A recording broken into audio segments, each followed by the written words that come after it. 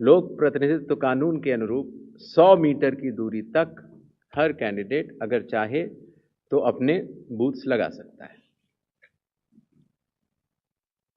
चुनावी प्रक्रिया पारदर्शी हो, उसकी पूर्ण निगरानी हो, ईआरओ भी उसको देख पाएं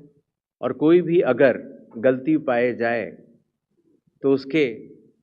खिलाफ एक्शन भी लिया जा सके। इसके लिए पहले लगभग 50% प्लस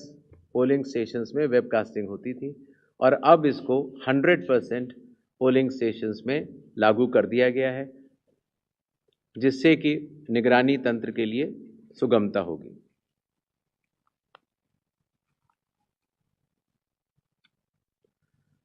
कई बार प्रत्याशियों ने ये शिकायत की थी कि जो हमारी फ़ोटो होती है वो चूँकि ब्लैक एंड वाइट में आती है और जमा तो कलर करते हैं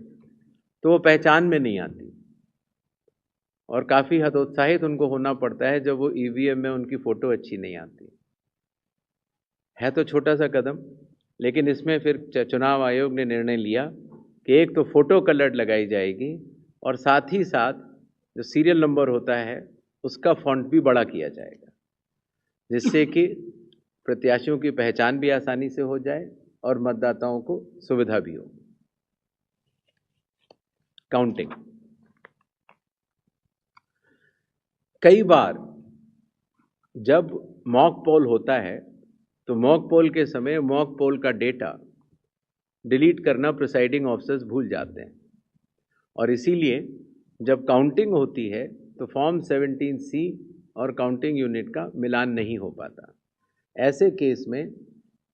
किसी भी शंका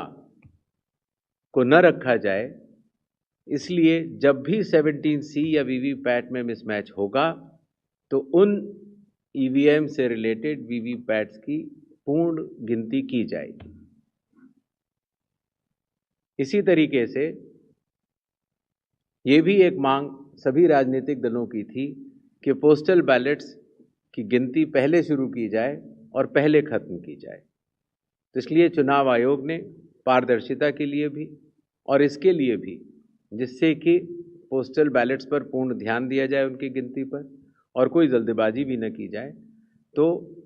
ईवीएम के लास्ट 2 राउंड से पहले पोस्टल बैलेट की गिनती समाप्त करना अनिवार्य होगा। जैसा आप सब लोग को पता है, जब चुनाव खत्म हो जाता है तो फिर आंकड़ों की आवश्यकता कई लोगों को पड़ती है। मीडिया को भी होती है, एनजीओज़ को भी होती है, सिविक सोसाइटीज़ को होती है और आम जनता को भी होती है। तो इसके लिए चुनाव आयोग की एक पद्धति रही जिसको इंडेक्स कार्ड कहा जाता है, लेकिन इंडेक्स कार्ड का सारा डेटा कलेक्ट करने में कई बार सप्ताह और कई बार महीनों लग जाते थे। तो अब चूंकि ECI नेट भी आ रहा है और डिजिटल का